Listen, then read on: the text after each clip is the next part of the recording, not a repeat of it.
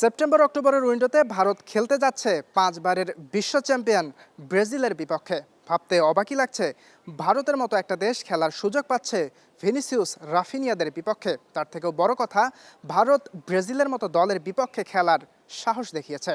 ঠিক একই সময়ে বাংলাদেশ আমন্ত্রণ পেয়েছিল ফিফা র্যাঙ্কিংয়ের 105 নম্বরের দল কিরগিস্তানের বিপক্ষে। তবে বাফুফে তাদেরকে না করে দিয়েছে, কারণ বাংলাদেশের হেড কোচ থমাস ডুলি সাফের আগে কোনো শক্তিশালী দলের বিপক্ষে খেলতে চাচ্ছে না। তার থেকে বড় কথা, তিনি কোনো শক্তিশালী দলের বিপক্ষে খেলে ম্যাচ হেরে যেতে চাচ্ছেন না।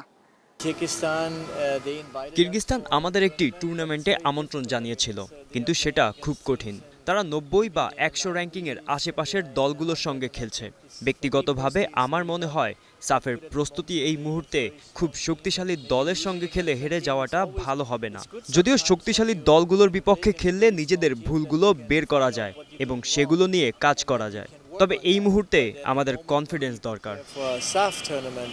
যেহেতু ঘরের মাঠেই সাফ চ্যাম্পিয়নশিপ, তাই ডুলির চাওয়া নিজ মাঠেই সেপ্টেম্বরের উইন্ডোতে খেলুক বাংলাদেশ, যাতে করে নেওয়া যায় সাফের সর্বোচ্চ প্রস্তুতি।